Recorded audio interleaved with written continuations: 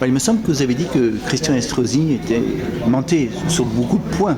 Hein, et puis il s'avère, bon, vous avez vu cette affaire de cette dame qui a été, disons, interdite de restaurant parce qu'elle portait un t-shirt bleu, blanc, rouge. Ça ne sera pas la première, je pense, j'imagine. C'est pas la première, ce ne sera pas la dernière. Comment faire passer le message que nous ne sommes pas d'accord avec cette situation? Parce que les touristes, nous sommes à Nice, en France quand même.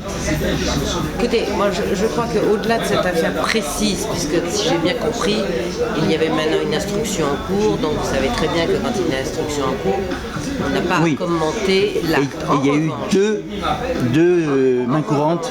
En revanche, non mais je crois qu'en plus de ça, il y a une plainte maintenant. Enfin, oui, tout à fait, j'ai vu ce matin. Moi je crois qu'il ne faut pas s'étonner du tout de ce racisme anti-français que nous subissons. Je vous rappelle quand même qu'un personnage emblématique du communautarisme et de l'extrémisme est au gouvernement. Je parle évidemment du ministre de la Justice, Madame Taubira.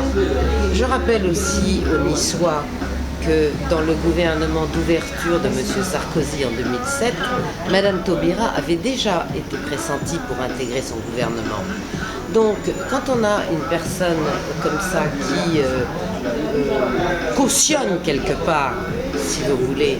Et qui dit maintenant qu'elle n'a pas de patron, vous avez vu? Oui, bien sûr. Auprès des journalistes américains. Mais c'est pour ça que je vous parle d'elle. Parce que finalement, tous ces actes de racisme anti-français sont cautionnés, puisqu'ils ne sont jamais punis, et que le bon petit Français qui lui paye ses impôts, respecte la loi de la République, lui est une victime. Mais encore une fois, Mme Taubira a fait valoir à plusieurs reprises qu'elle était beaucoup plus intéressée par les prévenus que par les victimes. Eh bien, les victimes du racisme anti-français, aujourd'hui, n'ont plus que le Front National pour les défendre. C'est clair. Et moi, je crois qu'il faut bien ouvrir les yeux. Et sur les 62 000 personnes qui ont regardé la vidéo, c'est certain que certaines personnes vont aller vers le Front National. C'est obligé, ça. Écoutez, j'espère. Non, mais ça se sent. J'espère, parce que... On a reçu 400 mails. Mais je comprends que ça révulse les gens, parce que, écoutez, il y a quand même une révolte aujourd'hui à voir ce communautarisme montant dans la société. C'est vrai pour les horaires dans les piscines, c'est vrai pour la nourriture halal.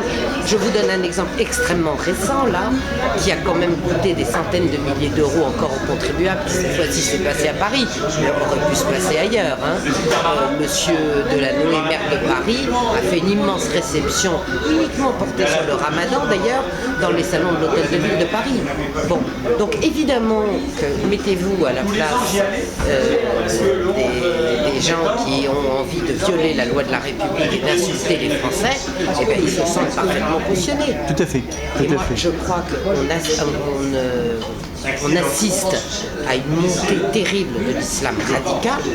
Ce n'est évidemment pas valable pour tous les musulmans, mais enfin là je parle de l'islam radical qui monte de façon très inquiétante en France, mais en même temps, reconnaissons qu'il a été encouragé et cautionné et par l'UMP et le gouvernement de M. Sarkozy, dans lequel M. Estrosi a quand même œuvré, ne l'oublions pas à chaque fois, et puis par M. Hollande, mais ça, par M. Hollande qui peut s'en étonner, il l'a toujours dit.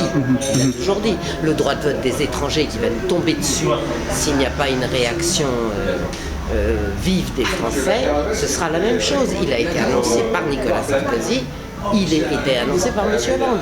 Donc maintenant, moi ce que je dis aux Français, voilà, vous allez pouvoir, aux Niçois, vous allez avoir un bulletin de vote au mois de mars. Bah, mettez le bon dans l'urne. Si vous en avez vraiment marre, mettez le bon dans l'urne. Si vous voulez qu'enfin on défende les Français, d'abord, ça a toujours été notre vision au Front National, profiter des élections municipales. Mais aussi pas tendre la joue gauche quand on est frappé de la joue droite.